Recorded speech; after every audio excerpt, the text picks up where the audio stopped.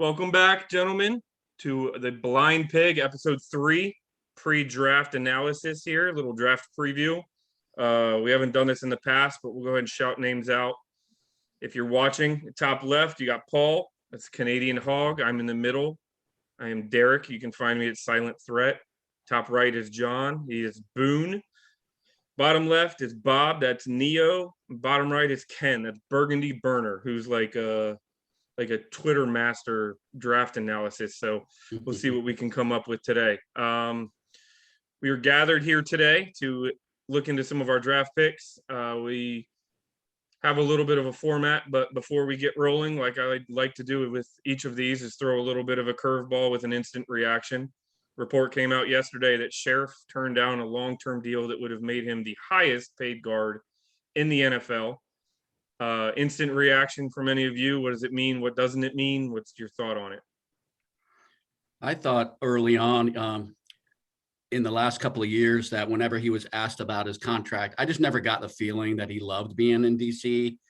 I don't know whether that's because he's a hunting, fishing guy and there's not a lot of that, down on the mall or in Bethesda, but he just never struck me. He kind of sounded a lot like Kirk Cousins when he would be asked about it. He'd say all the right things, but there wasn't a lot of believability behind it. So I just think at this point, either his agent is totally running things and he's, dominating the conversation with maybe unrealistic expectations, or he just doesn't want to spend his whole career in Washington. But I think the durability issues alone, I think we've maxed out on what we can pay him. And if he doesn't want to take a reasonable deal, then we're going to have to say goodbye to him. Yeah, I'm in that same place. I just don't feel like he wants to be here forever. Although oddly enough, I mean, he's going to be 30 by the time this contract runs out, or pretty close to it. That's pretty close to forever when you're a guard in the NFL, especially when you've had the durability issues he's had. So, maybe he's thinking they're going to leave him alone next year and he'll be able to sign with somebody someplace where he's got a shot at getting that Super Bowl ring and leaving on a high note. I don't know, but I don't feel like he wants to be here forever, and that's why he didn't sign. I think I'm going to pivot a little bit, and I think what ended up happening is we offered in that deal, but I think Rivera and company were smart enough not to make it, risky to a player that's going to be over 30, that has injury history. I wonder how much of that is incentive based. So the overall APY might have been the highest paid guard. The overall number might have been the highest paid guard, but there were probably a lot of incentives in that, including, game bonuses, where if you're injured, you're not getting that game bonus. Roster bonuses, roster bonus he would get anyways, but a lot of the incentive-laden type contract, it covers the team where if he gets injured, we're not in a bad spot. Meanwhile, if he's producing on the field, he's getting paid what he ultimately deserves to get paid. And I wonder if him and his agent were just like, we know better. We're going to be 31. We're not going to sign a contract that you would offer to a second chance guard whose rookie contract is now expired and he's trying to catch on somewhere. And it's a lot of incentives that a team can get out of after a year and a half, 2 years. So anybody else? All good? On a positive note, we have a year to find his replacement. We have him for a year, and I think it just ultimately reminds us of the importance of this upcoming draft. We have a really good opportunity here to maybe find some replacements on the interior, groom them, and see where it takes us. Right? Our Super Bowl window is not this year. We have him for a year. Go from there, see where it takes us, and hopefully we can just keep moving without taking any steps back. Having that opportunity to groom some guys for the next year or two. One thing one of the beat guys said that I didn't even put into perspective and I didn't really think about is last year, if we had let Sheriff walk, he's likely washed out as a compensatory pick because he hits free agency by Jackson or Samuel. But tagging him, we pay him $18 million. We don't know what their plan is. Could they be looking far enough ahead that now we've tagged him and we can either trade him for a value of a first or second pick if someone's going to be willing to give it to us, or we let him walk after this year with no financial commitment, knowing the likelihood that we get a compensatory pick that's probably going to be a third rounder because somebody is going to probably pay him on the free agent market in the 2023 draft. Could our front office have that much forethought? I don't know what that would be like. I don't. Yeah, we're not used to that. I think they I don't think we also, can assume that. yeah, I think they also are looking at Sadiq Charles, and I'm sure they have a better feeling than we do because we don't really know what they're thinking with Charles. But they may be, even if they don't plug him in at that left tackle position, if they don't feel like he's the guy for that, I think we'll know in the draft if they go with a high round pick for an offensive tackle, then maybe the plan is to slide him over into sure spot when if they don't retain him on the roster. We do have some talent on the O-line, contrary to public opinion. We just don't have enough of it. Right. All right. So without any further ado, we can kick this off. This draft preview. I'll lead it off. I had quarterbacks, so that's probably the easiest one to jump off with. A couple names that I'm going to throw out there. I am not going to touch a first-round quarterback because they have been beaten to death. And the chances of one of the first-round quarterbacks that is worth a first round, in my opinion, is probably not going to be there at 19. It would take a lot more draft positioning to try to get a hold of him because I am not a fan of Mac Jones. Well, I'm a fan of Mac Jones, just not at 19 when there's a lot of other things that could happen. First name I'm going to throw out there is Kellen Mond, and I know John's probably going to laugh because I've been screaming this name for the last couple months. A lot to like with him. Size is smaller than I thought. He plays a lot bigger than his size. He's listed at 6'2", 217, but if you look at him, he looks, just looking at game tape before I actually looked at his size a couple of months ago, I thought he was 6'3", 6'4", 230. He just plays big. He's tall. He plays tall. He's able to throw the football. He has an explosive arm, terrifyingly explosive at times, to the point where he can shade himself into that concern about you wonder if he's got the touch. Now, I don't know if he has that big of a concern like Haskins had, where it was either a fastball or a no ball, but I think he does have a little bit of that. He's going to have to continue to develop as an NFL type quarterback where he gets a little bit more of that touch. He makes NFL throws. I've seen him do it. I went back and I looked at the game tape of Texas A&M versus Clemson and Texas A&M versus North Carolina. And he was throwing it into windows, into pockets, into zone coverage. He was leading the tight end down the field, putting it above the helmet. He was making the throws that you want to see an NFL type quarterback make. Not everybody was wide open. He played in the SEC, so that's the kind of guy who's facing top tier talent week in and week out for the most part. Chris Sims loves this guy. He said he's the third ranked quarterback on his list behind Lawrence and Wilson. Puts him ahead of Fields. He puts him ahead of Jones. He can't say enough about the arm. The arm is big. The arm is awesome. Semi-pro kind of offense that they runs a lot of shotgun, but he's capable of running that play action, which is pretty cool.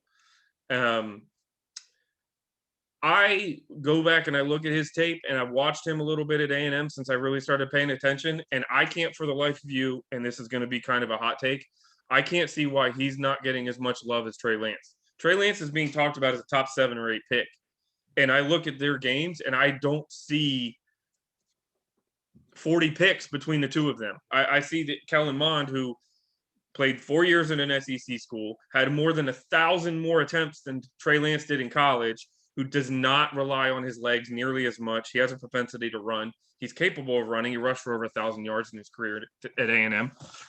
But he's not the kind of guy like Lance that it's first read, blitz, pocket breaks, I'm running because I know I can get the first down. He still kind of scrambles to look downfield. So I can't figure out why the two of them are so separate. They have very similar games. The other name I'm going to throw out there is kind of a later round. He's ascending a little bit. I've been really impressed, especially with him and his ability to throw the football. I didn't know he had this arm. Was Ian Book.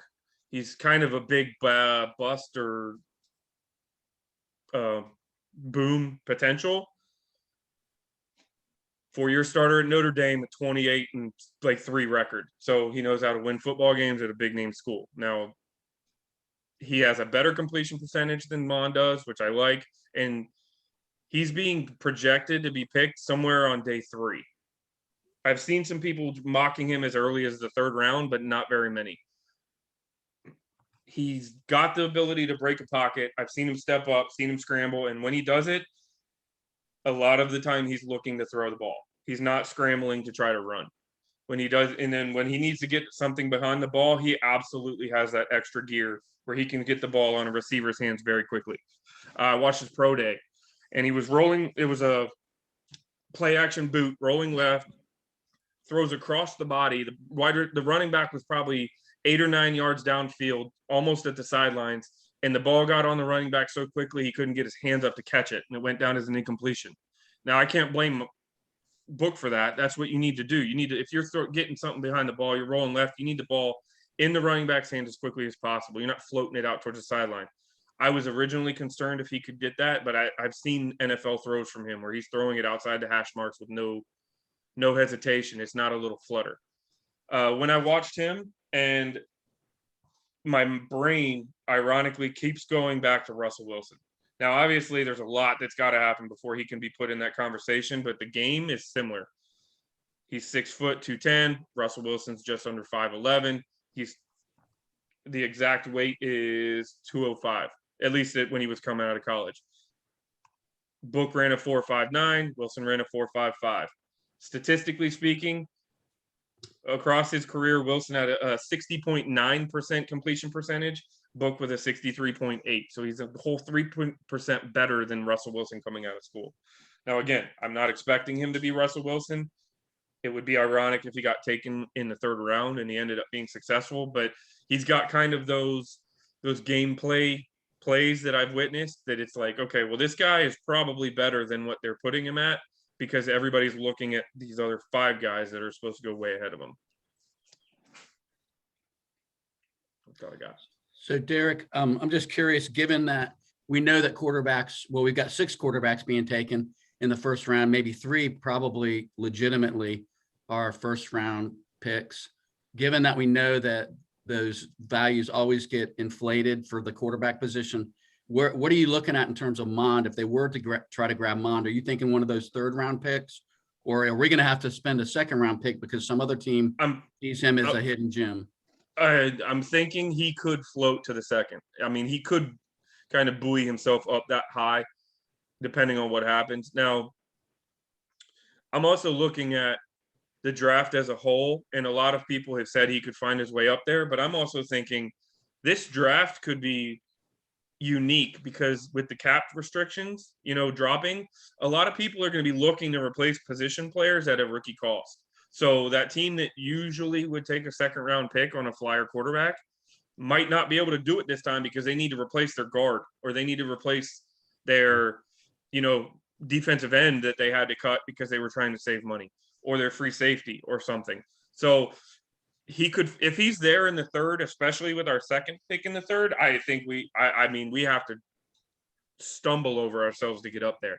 I don't know if I want to use 51 on him, just given the circumstances. But if they did it, I wouldn't be upset because obviously if they use 51 on him, they're planning on this is the guy we're drafting to groom. He's going to sit behind Fitz and Heineke, possibly Allen, or whichever one of the 2 of them beats him out for the 3rd spot. And he's gonna groom for a year. So there's clearly a plan that they see what they like in him, and he's a long-term option. He's not just a flyer on, oh my God, this guy fell to us and we got lucky about it. Has anyone else had the thought that with so many teams going quarterback this year, with so many teams that already are set at quarterback with young quarterbacks, and then all those teams that are going back to the well or drafting a young guy in the 1st round this time, has anyone else thought that maybe next year would be the better draft to draft our future quarterback? Because you just figure, but just by a numbers count, there's going to be far less competition for the top 3 or 4 guys next year versus this year. Has anyone thought about that?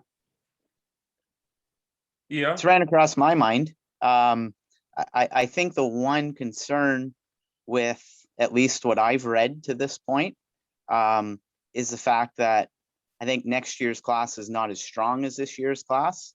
So if you wanted to get somebody next year to solidify that quarterback position, you almost have to resolve to the idea that, we might be having to pay a big price and move a little bit up the draft board in order to do it. assuming you that we're gonna have a decent year, right? Yeah, I was just gonna say, you either have to suck bad to get one of those, or you've got to pay, you know, the more, you got to mortgage the house, right? Here's the other thing that I think about. We know that this year isn't the year for the Redskins, or for the Redskins, for the Washington football team. Yeah, sooner or later somebody was going Hey, to do by it, the way, right? ESPN May as well be Plus me. put it up, the Washington Redskins, the other day on their website. So I mean, I don't think, not that any of us would be unhappy if we fell into a Super Bowl this next year in the 2021 season, but I don't think any of us are expecting that, right? However, sooner or later, you gotta go get that guy. And the quarterback position tends to be one of those slower developing positions. Yeah, some guys come out of college and play the game amazing right out of the bag, right? The Andrew Lucks, the odd Russell Wilson who's taken down the draft board, but for the most part, it takes a couple of years. Well, a couple of years down the road, we're in that window. And every year we wait and kick this can further down the road, the longer we're expecting that window to stay open. And we already know, like Scherf, right? We were talking about Scherf earlier. He may very probably going to be gone after this year, and we're looking for a new guard. How many other positions like that? Sooner or later, we got to start paying defensive linemen too. So you got to bite the bullet at some point in time and do it. Yeah. To follow up a little bit further with what Bob just said, if Mond is the guy we're seeking, and I've watched a lot of his tape, and I think it will take our second rounder to get him, maybe a bit more. We may have to trade up into the first round. Well, I think we keep our 19th overall and maybe trade back a little bit, maybe trade up a little bit, depending on what players are there. But have we given any thought to the team may trade a 2022 first or second rounder and maybe their second rounder this year to move up earlier into the second round or the first round to get one? Is that possible? Consider what Bob just said here.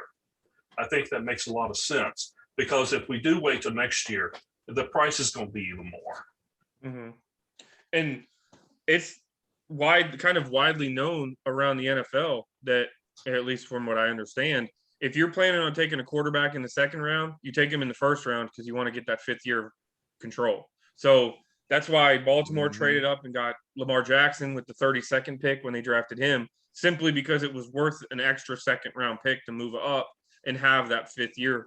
And that's an option. I don't know. I mean, to try to draw, if we were to take a player at 19 and then move back up into 27, 28, 29 and take a guy like Mond so that you have that fifth year, because it's something to consider. And even but you put first round pressure on Mond at that point. Now that's just a fan pressure. That's just us, keyboard GMs trying to talk about who should be starting quarterback for the team, because we really don't know anything. But I'm a Twitter expert, remember? Right, that's it. Keyboard GM here, buddy. So I could see that. I originally, before his, I'd say probably 2 weeks before his pro day, he wasn't mocked before the fourth round, and he just shot up. So you wonder how that, and it seemingly right when Chris Sims said he was one of his favorite quarterbacks. But another thing that earlier in free agency or pre-free agency, when some of the trades were being made for quarterbacks, Washington made a play for a couple of the better quarterbacks out there. Now, they didn't offer enough, but did they offer, future draft pick? So if they were willing to do that then, why not now in the draft coming up? I think the Mond could very well be a target, and I think this could be a strategy. Hey, dumb question. When you looked at quarterbacks, do you see any chance of any one of the bigger names falling, a la, what's his face in Green Bay years ago? Aaron Rodgers. Yeah. I mean, do you see anybody that was projected to go in the top 10 that ends up hanging around until 19 that we might be interested in? I think San Fran blew that out of the water. When they traded up to 3, you're pretty much guaranteed quarterbacks 1, 2, and 3. Unless they're doing a total snow job with the Mac thing. I mean, if that'd be the greatest snow job in history, and I don't think it is a snow job, but I mean, that would be the one that where a lot of people don't have him rated as a top 10 pick. But I think they're going to draft him at 3. Because even if real quick, sorry, not to go on another tangent, but I mean, you're talking the draft order as it stands right now. Jacksonville, New York Jets, San Francisco, those guys, all 3 of them probably going quarterback, right? Then you have Atlanta, who they have Matt Ryan, but when are they going to start looking at the next quarterback? Since he's not going You know, I quarterback. predicted that Atlanta put up after the San Francisco trade. I predicted on Twitter that Atlanta has a big for sale sign. Oh, I'm sure. Pick. Yeah. And it'll heat up on draft day because all the teams are going to want to see who's on the board when it comes up. But then after Atlanta, you've got Detroit, who they have Goff, but they just traded away their franchise quarterback. Are they really going to ride Goff? Carolina has Bridgewater technically for 2 more years. Are they going to ride him? Denver, what are they going to do with Locke? The Giants are they sold on Jones? Or if a guy like, Justin Fields were to fall, they're not going to pass on that, I don't think. Minnesota, Kirk Cousins making a lot of money this year, so they need to look, so there's a lot of, and then New England at 15. If anybody needs a long-term quarterback right now, it's New England Patriots. So I don't see a quarterback getting past them. If Jones were to slip, that's where I picked Jones to go. Before San Fran traded up, I figured Jones doesn't make it past the Patriots at 15. There's just no way.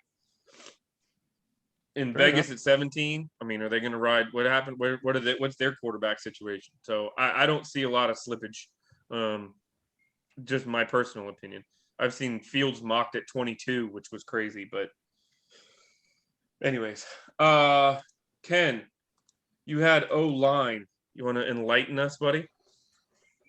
Well, I don't know if I'll enlighten you, but I will try to give some perspectives here. For me personally, there are 4 offensive tackles, and that's what we're going to focus on this evening. 4 offensive tackles I think are going to go in the first round. First, Penei Sewell. He's not going to be there for Washington, period. Let's be honest. He's going to go probably 5th overall to Cincinnati. I know that Joe Burrow, the quarterback there, wants to reunite with his old teammate, Jamar Chase, there with the 5th overall pick. That's not going to happen. Joe Burrow didn't last the season because of the offensive line play. I think it was actually Washington who knocked him out, right? Jonathan Allen. Yeah. Swung into his leg and ended up. Yeah. So with that in mind, Penei Sewell will be the choice. And Joe Burrow, he'll try to put a good word or 2 in for his receiver, his old receiver, but it's just not going to happen. So that brings us to 2 players that I see kind of neck and neck. That's Rashawn Slater, offensive tackle for Northwestern, and Christian Darrisaw, another offensive tackle out of Virginia Tech. Now I'm going to bring up Slater first because I think Darrisaw is probably rated just slightly higher. But with Slater, I'm not saying I'm putting a buyer beware on this, but there are some scouting reports that are suggesting that he probably will be moved to the interior. That some teams see him more as a guard. So a couple of teams see him as his best position in the NFL as a center. Well, Washington set at center. We know that. They even added Tyler Larson, I believe it was, this offseason to go up against Ismail to back up Chase Roulier. So I think Slater may not be on the radar for Washington. And on draft night in the first round, watch Slater and see what happens. He's the offensive tackle that could slip in this draft. You generally don't draft a guard or especially a center that high. There are exceptions, but I think this is a player to watch. Yeah. I knew someone would bring that up. Thank you very much. Moving along, Darrisaw. Now, with all the quarterbacks that could go that we've talked about, potentially 5 quarterbacks in the first 10 picks could go, but certainly the first 15 is very realistic. how many receivers are going to go in the early rounds? I mean, there's a lot of talent there. So Christian Darrisaw could be there at 19, but I really think he gets probably chosen a few selections before Washington will pick. So Washington move up for him? But let me say, if he's there at 19, you're running to the podium to get him. It doesn't matter if Micah Parsons has fallen. Let's say he's also there at 19 with Darrisaw, and Zaven Collins, the all everything linebacker for Tulsa. If those three players are right there, you've got to go Darrisaw. He just his presence, just that selection is going to transform the offensive line for Washington across the board. You're going to have a lot of great options all of a sudden. So that's the player I would pick. But if Washington, if Darrisaw's gone, if Micah Parsons is gone, and let's assume even Zaven Collins is gone, another offensive tackle is Tevin Jenkins. I think he goes in the first round, but I think he goes a little bit later. But he's been rising up the board. He was originally like a third round pick, about 2 months ago. But the more people looked at his tape, the more they looked at what he did at Oklahoma State. It's truly impressive. And he has one nasty streak about him. It's like he's said in interviews, if I'm going one-on-one against the player, that player's going to lose. That sounds like the old Russ Grimm. I love moving a player backwards against his will. Well, that's kind of what Tevin Jenkins is. So if Washington could somehow move back a few spots, Tevin Jenkins is an option. Jalen Mayfield is someone that could slide into the first round. That would make it 6 in the first round. That's a little bit of a stretch, but I think he could be a good option, but only if you trade down. He won't be there at pick 51. Another one, Dylan Radins of North Dakota State. I think he goes early in the second, and I don't think he would be there in the second round. Another guy, if you want to consider offensive tackle in the second round, is Liam Eichenberg.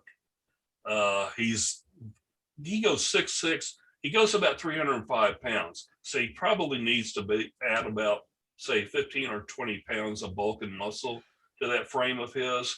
But I think he could be a steal there in the second round. You got guys like Sayo Cosme, Jackson Carman, that I think are good selections in the second round, but I just see them as players that are more like third rounders. And if there is a run on tackles in the second round, they perhaps get selected there. Another player I want to bring up is Alex Leatherwood of Alabama. Very good player, very underrated. I saw him early in the draft season. Well, after the regular season was over, I saw one mock draft that had him going in the first round, and that surprised me a little bit. But then I started, watching a little bit more of his tape. He's pretty good. His fundamentals are very good. He's able to get out of his block quickly and pull and go to both sides and be very effective there. So he has a little bit more speed than what showed early on in his career. But this senior season was really impressive. But what really got my attention was his pro day recently. And I don't know if you saw all the measurables. It was truly impressive. He has speed to burn. He has power. He has the entire package. And he could be rising up the board again. So in the second round, a player that if we haven't chosen a tackle yet is Alex Leatherwood. In the third round, there's only one player I would consider, and that's Spencer Brown. But I feel like he's the guy that's 6'9", and I think goes about 315, 320 pounds. So he would need to add some weight. Good player, but playing at Northern Iowa, yes, he played against lesser competition. But I see him more as, say, a fourth or fifth rounder. I think that he's also a strong candidate to move inside. Walker Little of Stanford has received attention in the all the pre-draft mocks that I've seen, but I just can't give him a high grade. I see him more of as a 5th or 6th rounder. Now, if Washington wants to add a development guy in the later rounds, Walker Little's pretty good. Now he goes about 6'7", 310, so he could add some bulk and muscle to his frame. But how effective is he going to be? He was subject to some bull rushes, at Stanford, and he didn't hold his ground too good on the 4 or 5 plays that I was able to see.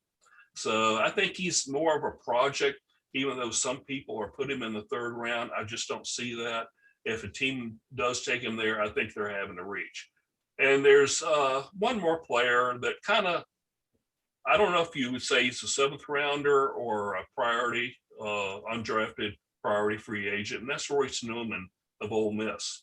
Good sized guy. He's very raw, but I think he has long-term potential. He would probably need to spend a year on the practice squad and probably needs 2 years to develop. And I think he could eventually be a good swing tackle. I don't think he'll ever be a really starter in this league, but a good swing tackle option needed, when a player goes down to play a game or 2 and fill in. I think he would be a good option. So these are the offensive tackles that I looked at. And what I'll say is in this draft this year, it's the deepest I've seen at this position probably in 15 years. And that even includes the year when Russell Okung came out, Trent Williams, those guys. That was a very good draft for tackles. I think this draft is actually a little bit better. Wow. Good. Yeah, definitely. Need one. Enough to elaborate on that too. I don't know if you agree with this, Ken. This year, I've seen so many tackles that people are saying this guy's going to be an NFL guard. This guy's going to be an NFL guard. This guy's going to be an NFL guard, and they're coming out as a tackle. But the measurables just translate to the interior. I can't remember seeing this many names in the top, I don't know, 100 that are OT that's a guard, OT that's a guard, OT that's a guard, OT that's a guard. It was shocking to me. Mm-hmm. Well, that's why I mentioned Rashawn Slater. And I'm just really surprised that he's rated so high amongst all the draft services out there, amongst all the analysts. I mean, it's almost universal. But there are a few scouts that are on that haven't been named. They're just sources that have come out and said they see him as someone moving inside. And what's really stunning is when a couple of them said they see him as a center. So I'm like, yeah. Mm-hmm. Well, the other thing you have to keep in mind is it's the silly season. So if I want to tackle in the 1st or 2nd round and I'm worried about somebody sniping him, I'm telling everyone that'll listen that he projects to a guard at the NFL He's a level. guard. He's a guard. Yeah. And I'm going to say that as often Fair. as I can. So I think that's part of it too. Yeah, Slater has a nasty streak as well. Maybe not like a couple of others that I mentioned, but I do think, how much do we believe about these teams wanting to move him to the inside? It seems to be a large number, and I'm not saying that he's less of a tackle than say Tevin Jenkins, but the one thing I noticed in a lot of the footage that I went through in recent months, Slater has a mean streak about him, and I think that translates well to the NFL. Does it translate well to the left side? Who knows? I think at the very least, I think he would be a very good right tackle. And that's going to be a need in a couple of years, to be honest. So before we move on, I would be remiss if I didn't put out there publicly who my favorite guard in this coming draft is. And I just want you all to behold the beauty of Quinn Maynard's guard out of Wisconsin Whitewater. This is his Senior Bowl interview. I hope we crack this guy in the 4th round. They're saying he could go 3rd. They're saying he projects to be a 4th. This guy is awesome. I'm really disappointed with the physique in that photo. That bottle of water ought to be a can of beer, but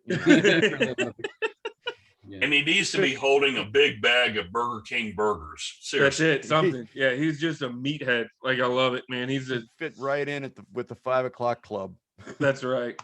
So, all right, John, running backs. Okay, guys. Well, the conventional wisdom is that Washington isn't going to draft a running back in 2021, but there are a couple of factors that we might not be considering. And, last year, the running back core performed really well, but you could see a major drop off when Antonio Gibson wasn't in the lineup.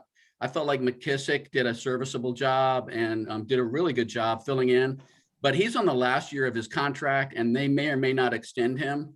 Ditto Peyton Barber, who did a great job as a short yardage back. Both guys are 27, which normally you're like, that's a young guy, but for a running back, both those guys have taken a lot of hits. And so it's not as young as we think.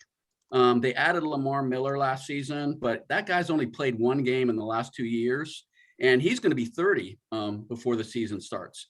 So he's not exactly the future at running back. And I know somebody's going to ask about Bryce Love. I don't know what to tell you about Bryce Love. Bryce Love is going into his third NFL season and is yet to have a rushing play on an NFL field. He also has $1 million cap hit if we keep him. So I'm highly skeptical that he's going to be on the roster. So him and Reuben Foster, same kind of thing. Yeah. So that's kind of the context I'm putting it in, because I think we might need a running back, even though we feel pretty good about what we saw last year. I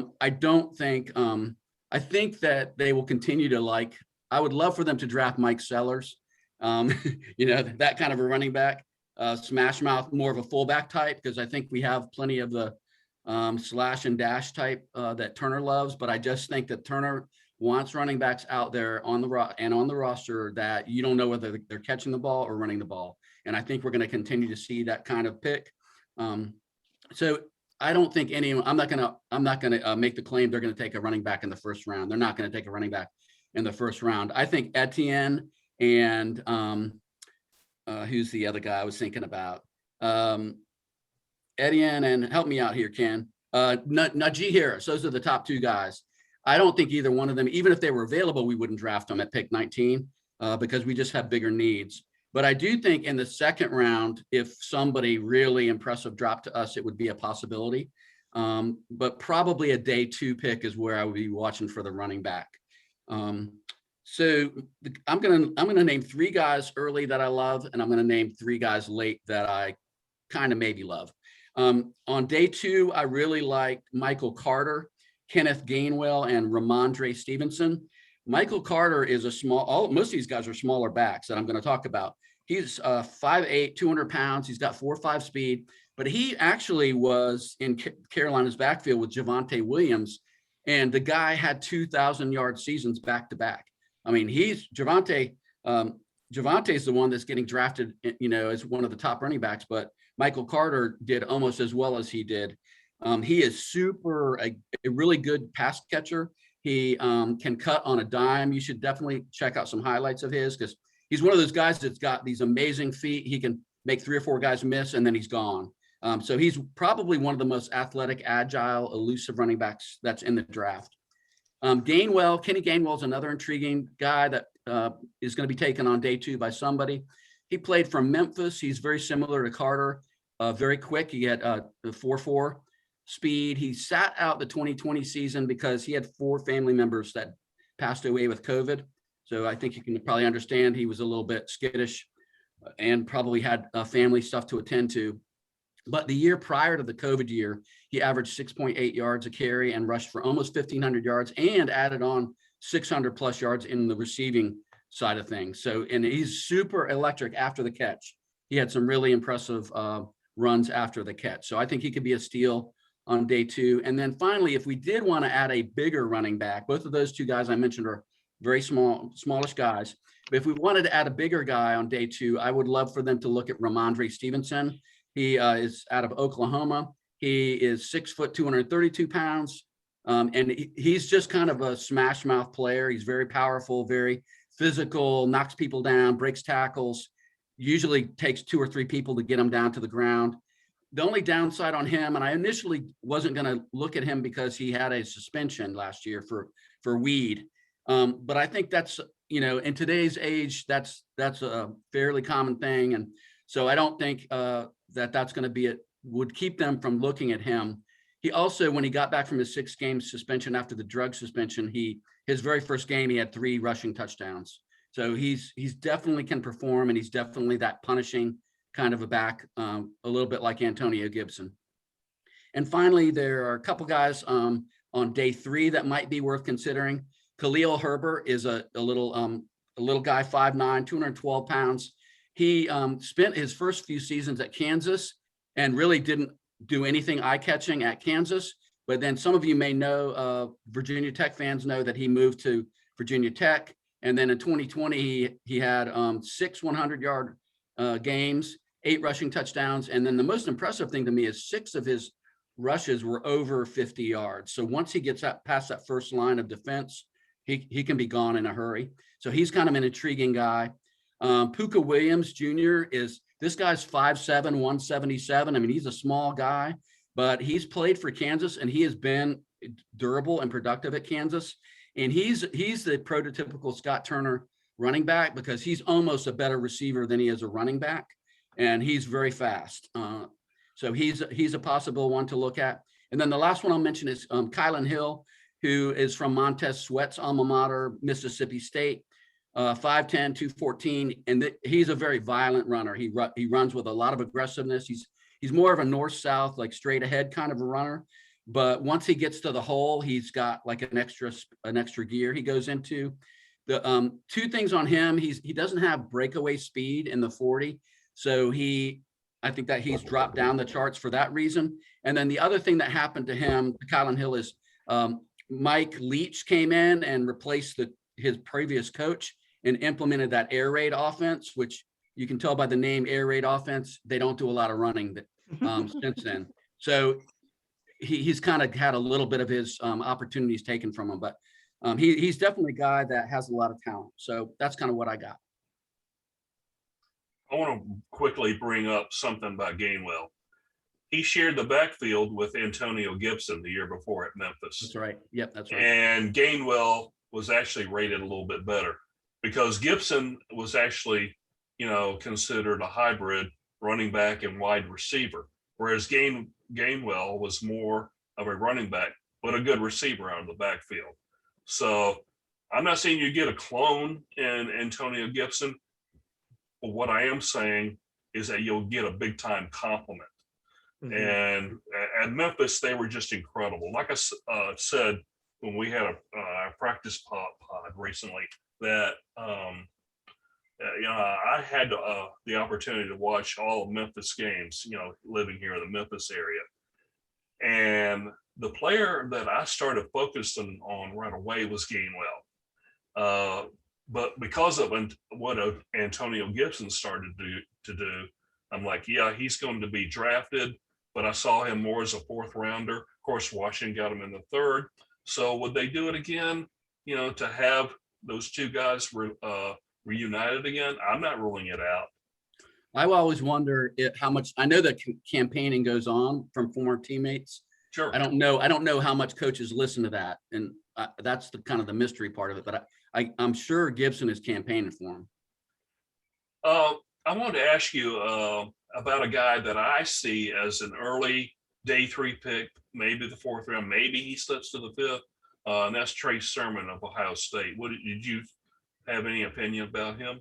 No, I looked at a lot of guys. I mean, there are a lot of running backs. There's probably 30 between the day 2 and day 3 running backs. There's probably 30 of them. And honestly, what I tried to hone in on is guys that were versatile, because I know, even though I'd love to have a smash mouth, gigantic fullback back there, they're not going to draft that guy. They want guys that can do a little bit of everything. So I didn't look at everyone. I know I looked at Demetric Fulton was another one. And he's such a good pass receiver that they think he might be a wide receiver once he's drafted. And I looked at Chuba Hubbard, a couple other guys like that. But yeah, I don't know. There's definitely, it's quite possible they'll draft running back, and it's not one of the guys that I named. There are that many of them out there. I like Sermon. I like Sermon a lot. I think he can be that Peyton Barber role, but he can do it with the ability to have that kind of that, okay, it's 3rd and 1, he'll get you 2, and then he'll put the safety on his butt and he'll go for 40 more. You know what I mean? Like he's got that ability, at least from what I've seen. I don't know if you share that, Ken, if that's why you were asking, or No, I just out of curiosity, I have mocked Trey Sermon a couple of times over the last month to Washington in the 4th and 5th round. Last year I mocked my Antonio Gibson to us in the 4th round because there was reportedly a very strong interest. And I was surprised when Washington chose him with the 2nd overall pick in the 3rd round. I just thought that was pretty early to take Gibson. I thought they would go Antonio Gandy Golden. That's a good, you never know which one is which there. No, I thought that's who they would get in the 3rd round, but they just switched. That's all. And it still ended with both players. And of course, the team proved me wrong. And Antonio Gibson apparently had a lot of interest in the 3rd round.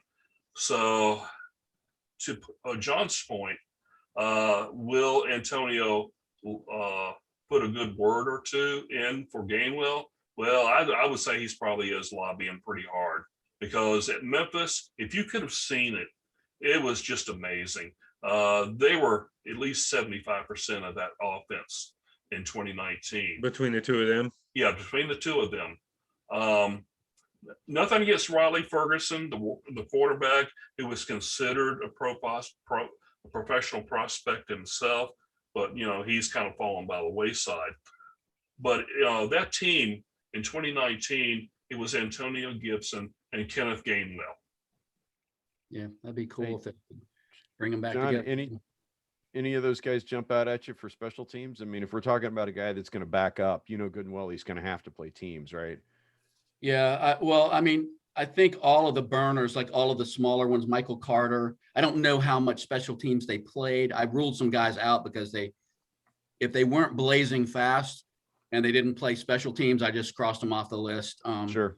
But I think definitely some of the smaller, faster guys could be special teamers. So that would be like Michael Carter, possibly Puka Williams. That guy's blazing fast. Not very big, but he would be a team special teams kind of a guy, I think. Hey, John, you talked a lot about the idea of versatility in your comments. And as you were speaking earlier, I was just writing down a few ideas that were running through my head and some thoughts that came to mind as you were speaking. And here's what I wrote. I wrote versatility equals unpredictability. Unpredictability ultimately leads to offensive success. And I think the more versatility we have in that lineup at the running back position, ultimately the better for our team. And I think it's only going to push our progress further. Yeah, and I think a lot of the folks that have been Scott Turner doubters over the last year or so, first of all, he's a pretty young offensive coordinator. And I'm not saying there aren't reasons to have doubts, but I think what you're going to see as we add more pieces is that this offense is going to be scary good. If we can get a quarterback to get him the ball, and we may already have that at least for the next year or two in Fitzpatrick, but I think it's going to look a hell of a lot better when we have someone besides Gibson and Terry McLaurin as weapons. So just for a reference, Michael Carter in 2019 had 19 kickoff returns for 466 yards. That's an average of 24.5. No punt returns. And in 2020, he had 8 returns for 156 at 19.5. So 29 kick returns total in his career at UNC, which isn't a ton, but then again, we're talking about kickoffs. How often are kickoffs actually returned? So, and then no punt returns, but again, how many times are punts returned? They're doing rugby kicks where they're kicking it out of bounds and all that. To elaborate, I actually talked about that a little bit on that article I just wrote about the evolution of Scott Turner's offense. And John, you can attest to this in chats, how critical I've been of Scott Turner from day one about why are we seeing this? Why are we seeing this? Why are we doing this? And it's makes you want to just scream because it doesn't make sense. But then insert Taylor Heineke, and a player that's you hope, or at least you believe, fits the mold that they're shopping for in a quarterback, and the offense was dynamically different. So what I talked about in that is how much of McKissick getting 82 balls was design and how much of that was Alex Smith. You know, how much of Logan Thomas getting 60 plus catches was by design and how much of it was Alex Smith. So I think you're right. I think this offense could be dynamic. And to Paul's point, versatility. How, like, could you imagine just sending out three guys that are listed at running back and they line up in three different, one guy's in the slot, one guy's, you know, in the backfield next to the quarterback, and the other guy's spread wide on the other side. And what do you do? Like, the versatility can be scary. Yeah. So Paul, you had tight ends, buddy. What do you got? Yes, I did. If Okay, you don't so say one name, John's gonna get mad at you. well, I know what name you're referring to, and unfortunately, we're not going to be talking about him today. Uh-oh. Sorry. So in analyzing the tight ends that are going to be available for us, I considered two things. One being the future of Logan Thomas, and the other, in fact, being our tight end coach, Pete Honer. I'm going to start with Logan Thomas. I'll get into our tight end coach a little bit later. So what we saw in Thomas last year was essentially a guy who grew into the position as the season wore on. An important question, I think, at this point that we need to answer is this guy truly the future of the tight end position in Washington? Or on the other hand, was he a one-year wonder? We know he was brought in here on a cheap, on a 2-year deal. He's going to be a free agent eventually. Could another season production-wise like last year drive him out of our price range long-term? Ultimately, a large part of his production last year was driven by opportunity. Outside of McLaurin, there really wasn't much for quarterbacks to choose from target-wise. And some would argue that Logan Thomas is not a true number one tight end who's not really going to run away from guys downfield. It could also be argued that he outperformed his contract, and that for the time being, we've won. So all that being said, a guy that I think that is going to be available for us come day 2 of the draft is Brevin Jordan from Miami. I think you were alluding to Pat Freiermuth, and I'm also going to throw in the name Kyle Pitts there. I'm going to bypass talking about those guys. They're obviously better prospects than Brevin Jordan. But ultimately, by the time we get around to pick 51 in the second round there, I think Freiermuth is going to be gone. So I'm going to focus on Brevin Jordan. He might be a guy that we can target with that second round pick, depending how things fall, maybe that first, third round pick, who knows? But with Logan Thomas essentially becoming a free agent eventually, we're looking at Brevin Jordan as being a guy who could potentially come in 2022, so the year after, and potentially produce as a starter. He's from Miami. We know that Miami is a tight end factory. They've produced a lot of good guys throughout the years: Greg Olson, Jeremy Shockey, Jimmy Graham. The list goes on and on. So when we're talking about Brevin Jordan, we're talking about an athletic tight end. He's got vertical ability. He's a natural pass catcher. He's got that good run after the catch ability as well. You can line him up in different spots. He presents an athletic mismatch. So we're talking about a natural tight end. And my point is that he can give us really good receiving depth at the tight end position in 21. And he can legitimately possibly take over as the number one guy for our team at tight end with a year of pro grooming, if we decide to part ways with Logan Thomas. So I think Brevin Jordan is definitely a candidate for that. He's pretty polished as a day 2 prospect. He's got some pretty good numbers. In 2020, he averaged 15.2 yards per reception, 576 yards, 7 touchdowns. In 2019, he averaged 14.1 yards per reception. So he had an element of consistency to his game. I really, in reading about Jordan and learning about him, I liked some of the intangibles that you can't really measure or evaluate by watching him. Just some interesting facts about him. In high school, his team went to a state championship every single year of his high school career. He was a high school captain. He's got football bloodlines. His dad was picked in the NFL. And as a result, he's always been around the game growing up. So in a nutshell, he's shown elements of being a winner, a leader, and he's someone who has been immersed in the game. So I think that those are all things that will be viewed favorably by our coaching staff. So he's potentially a guy that, who knows, maybe we can target on day 2. The next guy I'm going to speak about, I mentioned, is going to be Tommy Tremble out in Notre Dame. And he's honestly my favorite prospect in the entire draft.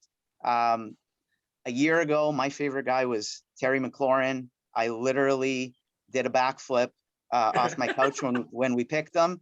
And if we can somehow snag Tommy Tremble, I would be over the moon happy. So I mentioned that one of the things that we get to consider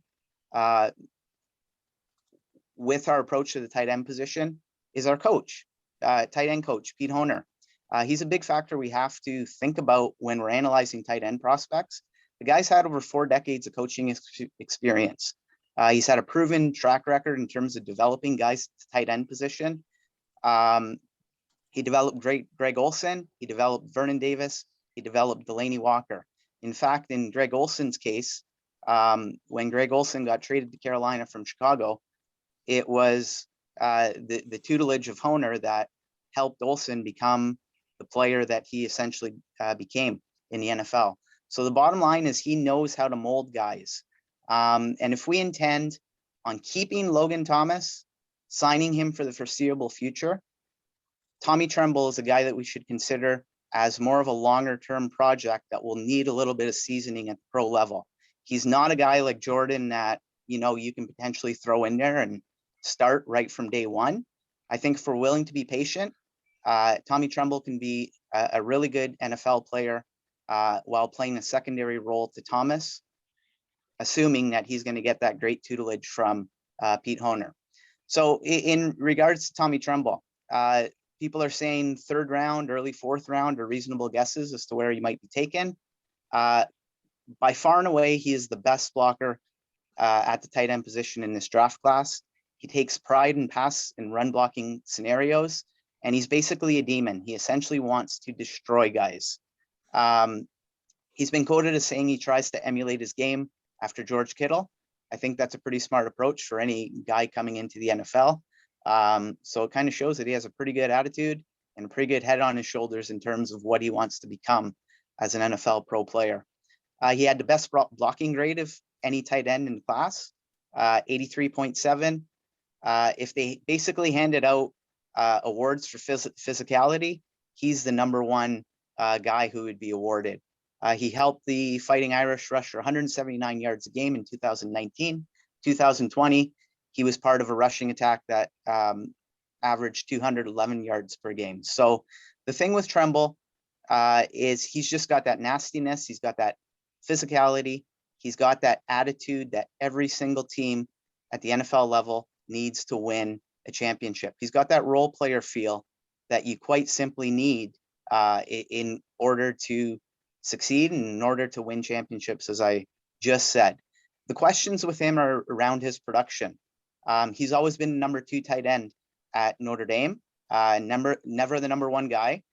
In fact, in 2 years with Notre Dame, he's caught 35 balls for 401 yards and only 4 touchdowns. So that's where the question lies with him. He does have receiving upside. He's capable of making some big plays. He can certainly become a complete tight end at the NFL level with time. But again, he needs that tutelage. He needs that structure. He needs that coaching. And he's got one of the best ones that he can find out there if Washington decides to pick him in Pete Honer. Just an interesting fact that I learned about, and I thought this was pretty neat. In the last 3 NFL drafts, there have been 7 tight ends who have been taken with less than 35 college receptions, and 5 of the 7 were selected before the 4th round. So just because this guy hasn't been someone who's necessarily produced at the college level, doesn't mean that he's, going to be a guy that's going to be sitting there come day 3. I don't think it's going to happen, especially if we're talking 6th, 7th round. I think that this would essentially be a guy that, if we're interested in him, we'd probably have to be willing to invest a late 3rd, 4th round pick in. Again, he's not a plug and play guy. You're not going to plug him in from day one. You're going to have to be patient with him. But I think ultimately he's a guy that our coaching staff would fall in love with. He fits the culture and the physicality that Ron Rivera is trying to instill in Washington. One last guy I'm going to talk about out of Georgia is Trey McKitty. And this is my day 3 guy that I want to present. He's similar to Tremble in the sense that he's a prospect that has limited college production, but he has the size, he has the potential to become a successful NFL tight end. And again, I see him as being another fit in terms of being a guy that Pete Honer can make the most of with some tutelage and with some solid coaching. We're going to have to be patient with him. Same thing. We're going to have to give him time to grow into the position at the pro level. Same deal. As I mentioned with Tremble, he would be a good pick if we're planning on holding on to Logan Thomas long-term, and essentially he can complement them nicely in terms of his skill set. He's a day 3 prospect, as I mentioned. He's well-rounded. He's effective as a blocker and a pass catcher. He's considered to be an excellent athlete, really good up the seam. He's got good run after catch potential and some decent speed in the open field. They moved him around a little bit at Georgia as a receiver. He lined up in different spots, and he can contribute to some pre-snap motion, which would be a good fit for what we do here in Washington. I also want to mention this. I know that in fantasy football, John's fantasy team has been always called Fear the Kitty. I would love to add this guy just so that I can vouch for John changing his team name to Fear the McKitty. When he drafts him in the first round. Maybe. Yeah. So the other thing with McKitty, he was originally played at Florida State University for his first 3 years. He transferred to Georgia for his senior year.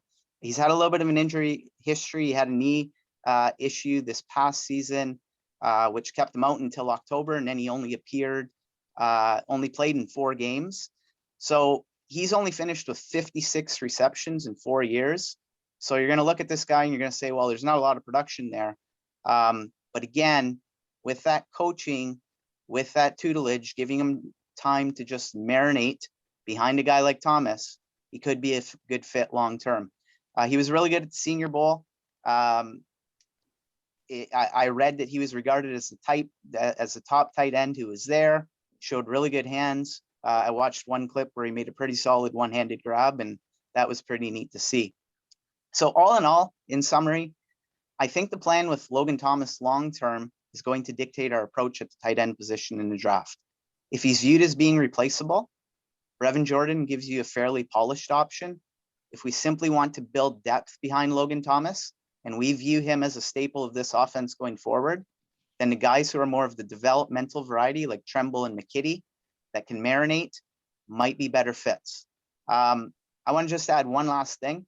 I think our biggest win at the tight end position come the draft at the end of April would very simply be to keep Kyle Pitts out of the NFC East. As we all know, tight ends have haunted us forever, and I'm going to consider that the biggest win if someone like Miami goes and picks them and just keeps them off of Dallas or New York's or Philadelphia's plate. That's what I got for you. Good job. I want to ask you about a player. I don't know if you've heard this, but his name is Sammis Reyes, a basketball player out of Florida who's been trying out at tight end at Florida's Pro Day. For several years, he was a basketball player at Tulane University. He goes about 6'7", 250 or something like that, maybe 240, but he's a good-sized guy. And the comparisons to some of the players that have come from the basketball world and have been successful as tight ends in the NFL, I was wondering if you had any thoughts about him or if you've even heard about it at this point.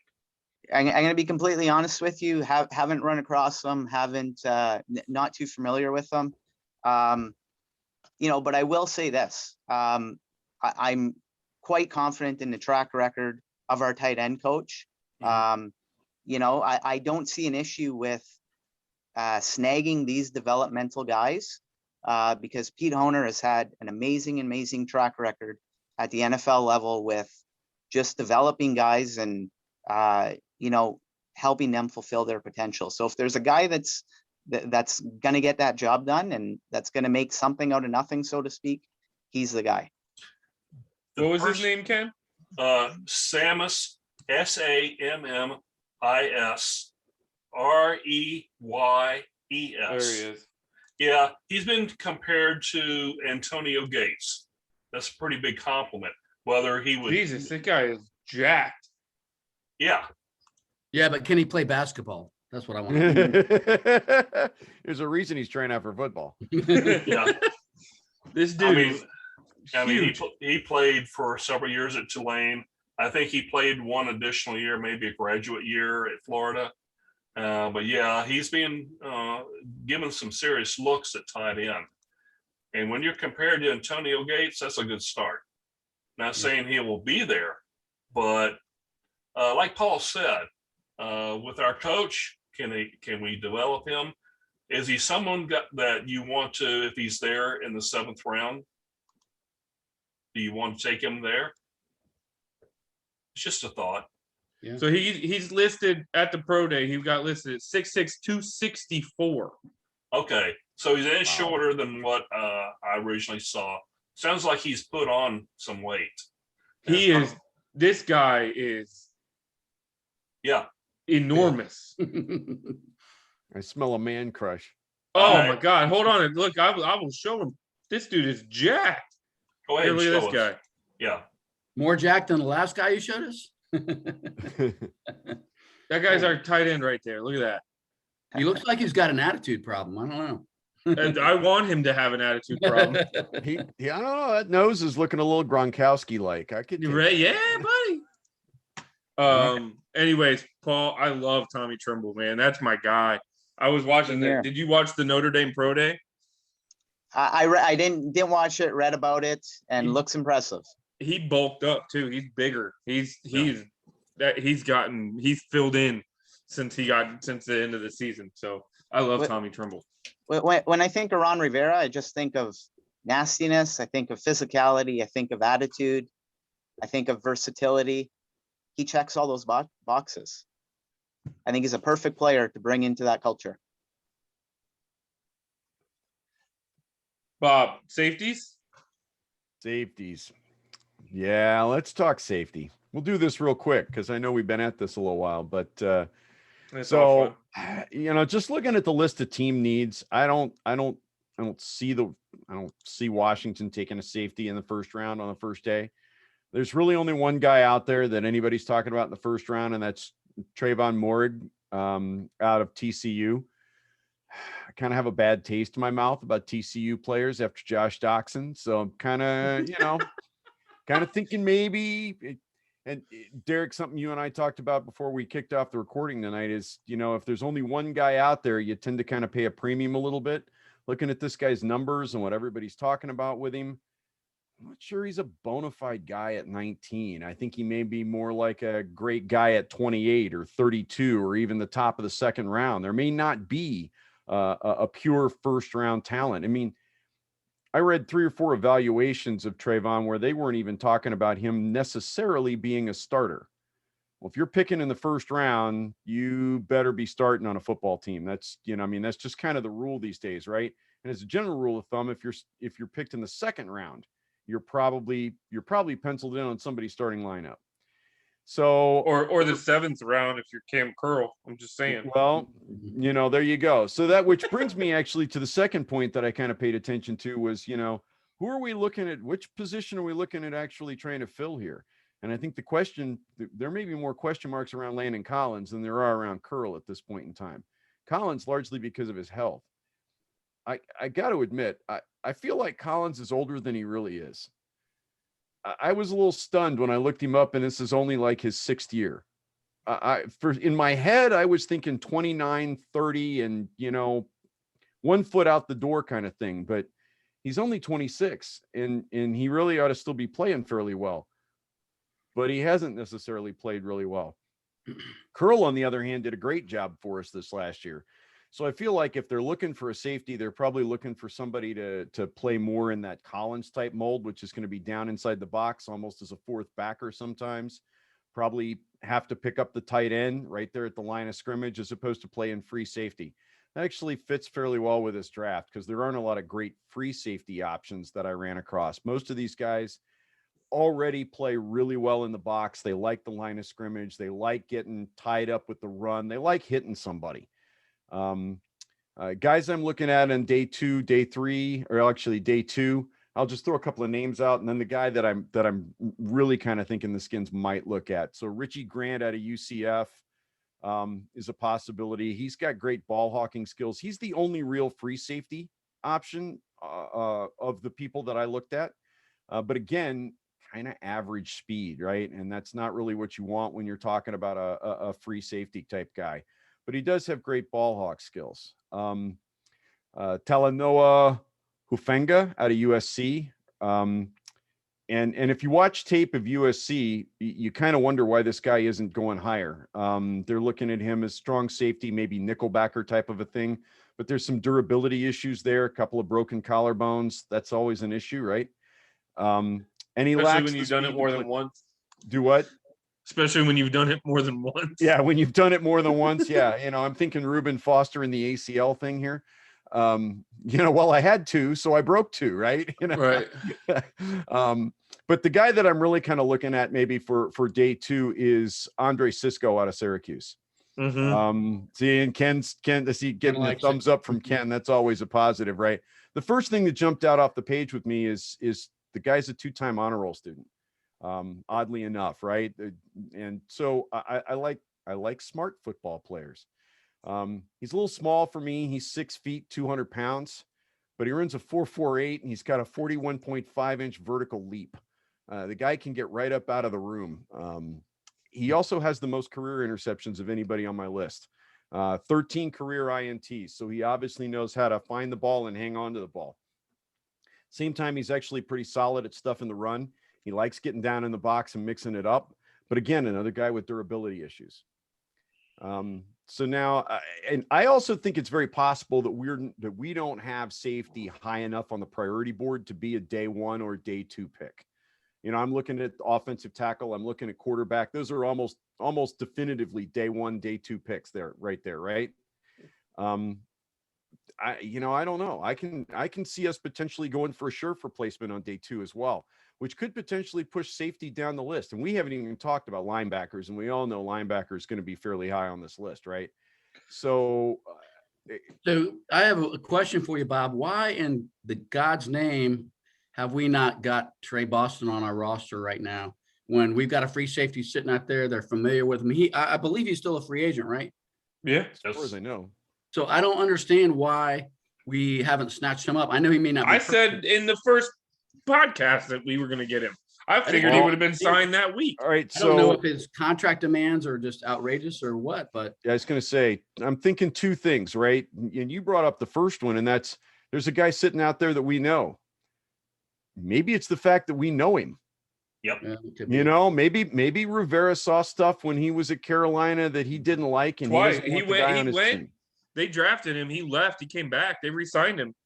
Oh, did they? That's true, but he struggled this past year. He struggled mightily, I might add. And the second thing is what you just brought up, right? Maybe they've talked to him, and the agent opened the door with some contract demands, and Washington went, too rich for our blood. We'll do something in the draft. So here's my day 3 option, and this is actually the one I'm kind of leaning towards. First of all, he's going to win the award for best name in the 2020 draft. Has he played basketball? He might have played basketball, but he didn't play basketball in college that I know of. I think I know where we're going with this. I think he's riding with the wind. Yeah. No, I'm thinking out of Virginia Tech, Divine Diablo. Mhm. Okay. That's gotta be the top name of the 2021 draft, right? See if these numbers sound vaguely familiar. 6'3", 226, 4'4", 240 at his pro day. Sounds a lot like a Sean Taylor clone. Although frankly faster than Taylor, who only ran a 4.51. Only ran a 4.51. Yeah. I might add, right? He's a little Yeah, bigger. but than he Taylor. could have done that in pads, pulling an F-250 too. That's Well, yeah, you're right. And Diablo may not be able to do it with the 250, but again, another solid solid guy in the box. In fact, everything I read about him said that he's fantastic over the tight end. He's got great hands right there at the line of scrimmage. He's really good at jamming the receiver, and potentially even stopping the running back, right? I mean, he gets off a block really well. He plays the strong position real well. Again, we've talked about guys with an attitude, guys that play with violence. This dude likes the big hit, right? Again, Sean Taylor. The difference is he doesn't have Taylor's nose for the ball. He doesn't have Taylor's instinct, I guess is the way you would put it, right? And maybe this is one of those things that can be coached to a certain degree. But the guy just reeks of really solid, strong safety potential. Maybe even fourth, nickel backer type play. He's a little poor in the man side, right? He's not somebody you're going to want to let play on the back foot and try and make it up on the back end. Even though he's got the speed for it, he doesn't have the man skills to actually pick guys up out in the middle of the field. And his open field tackling sometimes leaves a little bit to be desired. But, for a 4th through 7th round pick, we could potentially do a whole lot worse than a really athletic specimen that can potentially be, coached up, right? Couple other guys to think about in later rounds. Caden Stearns, who may actually go day 2, right, out of University of Texas. Again, he really helped himself with his pro day. 4.4 40, 42-inch vertical. But again, bad free safety skills, right? Poor angles on the ball. And then Sean Davis out of Florida, 5'11", 199, which really kind of scares me. Underneath 200 pounds for a safety is, I don't know. Granted, it's just 1 pound, but I like my safeties to run up in the 215, 220 range, quite frankly, even the free guys. Aggressive attitude, urgent demeanor. He's a guy that's going to bring some nasty, in the backfield. But again, lacks some discipline when it comes to tackling. He's looking for the big hit more so than the big stop. And I'm a fan of the big hit as long as we actually drop the guy. But if the guy gets by you after you lay the lumber, you didn't do any good. So, I can't say that any of these guys absolutely, light it up for me. As you can see, I'm kind of excited about a guy with a fun name, right? Well, let me ask you this, Bob, coming back to Diablo, you mentioned linebacker is a priority. Mm-hmm. And I have seen people speculate he will get drafted and he will be turned into a 4-3 will. So he can be that weak side, in the box, coverage type linebacker that has the propensity to blitz when necessary, but the majority of their responsibilities is going to be that zone flat, the tight end, the running back, let me read and react the running back or spy the quarterback out of the backfield. Is that, watching his film, is that something that you could see him work into? That's a great question. And as much as everybody talks about him being this great guy down on the line of scrimmage, most of the film that's out there on YouTube is of this guy bringing the big hit in the secondary or breaking up some kind of pass, right? Because he's trying to get drafted as a safety. So all the stuff that they're putting out there in terms of production quality on YouTube is all designed to give you the idea that this guy is a madman in coverage, right?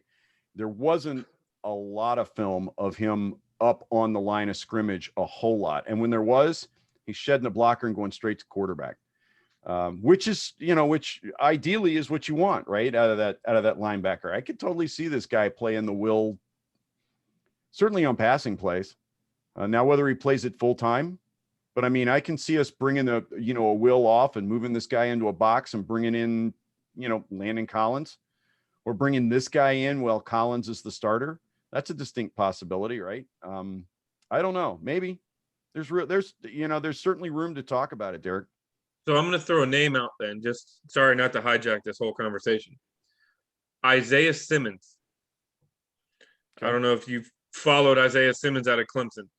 Isaiah Simmons was listed as a linebacker, but he's about the same measurables. He ran a 4.3 40, and Arizona drafted him. And I was high on him last year. I was big time on this guy last year because that's, I think, where the NFL is starting to go is you've got 6'8" basketball players playing tight end, while you also have 5'11", 210 running backs that can run a 4.4. So you need that versatility of a guy who can not only go up for the ball, but can come downhill and end, a rushing play. So I Yep. wonder if that's the kind of comp that, I don't know how familiar you were with Simmons, or even you, Ken, or anybody on the call actually, but is that the kind of player that we might be looking at? Somebody who can be at the line of scrimmage, and as the quarterback's going into their cadence, they can turn and they can run 20 yards downfield, and then they can play center field. Or they can stay at the line and they can press a tight end and knock him off his route, or they can, jab step to the outside and cover the flat in zone. You know what I mean? That kind of versatility. I feel that's when you're talking about Zayvon Collins. That's who you're talking about. Right. And he's going to be there at 19, possibly there a few picks later if you trade down. This is the guy you're talking about. And I think he's very much in play. Is he a linebacker, Ken? Yes, he is. He's a linebacker. He's Tulsa, a linebacker. right? But Tulsa? his cover skills are incredible. But he can get to the quarterback quickly. And he can be that guy who's right up at the line or just lining up behind the defensive tackles and then sprint 20 yards back and be there for the play.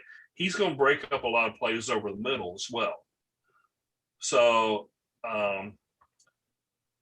Diablo, I think, has those types of skills as well. But I don't think he's quite as quick as Collins. But I don't know if we go for a type of player that late. I think if we're really going to look at safety, we're going to look at true free safeties.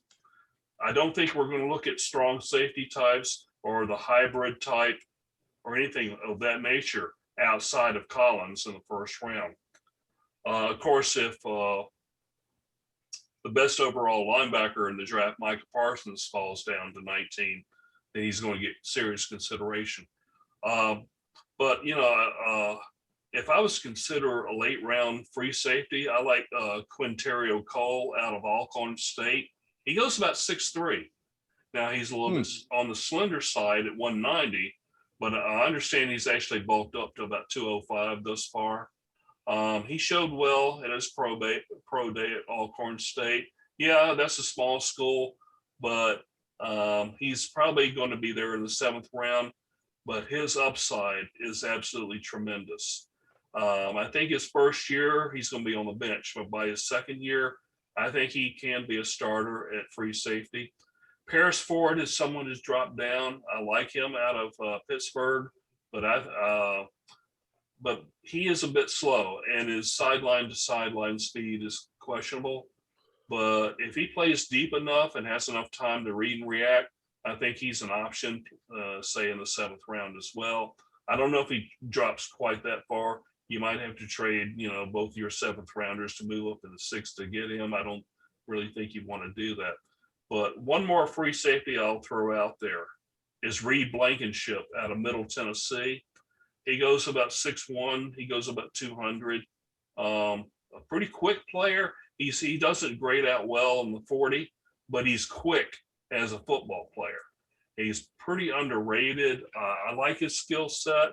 I think he's someone who could be a regular contributor by the second half of the season, not necessarily a starter. By his second year, I think he can be a starter. I think he's also going to be a very, very good special teams player. And I think if you're looking at guys in the 5th, 6th, 7th round, in addition to being what they are at their position, they should be a good special teams guy as well. No, agreed. Hey, Ken, to wrap up, it feels like the most likely positions, assuming we don't go absolute best player available, which my gut is that we won't do that with our first pick. Assuming, let's say we took O tackle, we took Darrisaw or one of the other top tackles with that 19th pick. So maybe Collins isn't available to fill that linebacker slot. Who are one or two guys like maybe in the 2nd or 3rd round that you feel like would be the next best guys? Anybody? Can I throw a name out before you say something? Ken, The name Yes. that I've come back to, and I have fallen in love with this guy, and he has the ultimate boom or bust potential, is Jabril Cox out of LSU. Yes. Because I think he could fall to the second pick in the third round, and you might be able to steal him in the fourth round. And that guy has the ability to start when he comes into camp. Now, if he doesn't put it together and he doesn't, I think his biggest concern is his mentality. It's not his physical ability. So if he comes in ready to work, he could win our starting outside linebacker position, and he could thrive in that role here. But it's all going to be up to him. He's one of those type. Like, I don't mean to say that in a bad way. I just mean you were talking about Tommy Tremble and his attitude. Like, he's coming to work. You know what I mean? Like Jabril Cox, there have been concerns or at least rumblings, and that would be what would hold him back is himself. It would not be it would not be what he needed to do on the field. No. Well, to try to answer John's question, that's pretty loaded. That's pretty difficult. But I got more names if you want me to throw them out. no, I'll let me throw out 2 or 3. I think Greg Rousseau, if he falls into the second round, and that's very possible. He's an edge player, but I think he'll play standing up at the next level. And he fits it well in a 3-4 scheme, no doubt about that. But if with Washington running their 4-3, if they run him as Will Orison, I think he's going to be truly, truly incredible. But I could also see him being the Ryan Kerrigan replacement. But he may not make it out of the first round, but I think there is a chance. Greg Newsome out of Northwestern, cornerback. I don't think they go second round guy with that, but that's possible. If they want to go inside of the line for a Brendan Sheriff replacement, Landon Dickerson out of Alabama, he goes like 6'6", 330. He's solid. But if we go with a playmaker, Diami Brown, wide receiver out of North Carolina, that's a strong possibility. And if we are still talking about free safety, don't discount Javon Holland out of Oregon in the second round. I think he goes about 6'1", 200, something like that.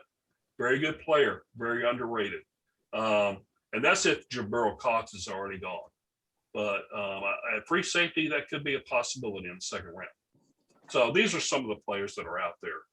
But the second round is just going to be, I think it's going to be very wild. And we won't know until, the pick is actually made.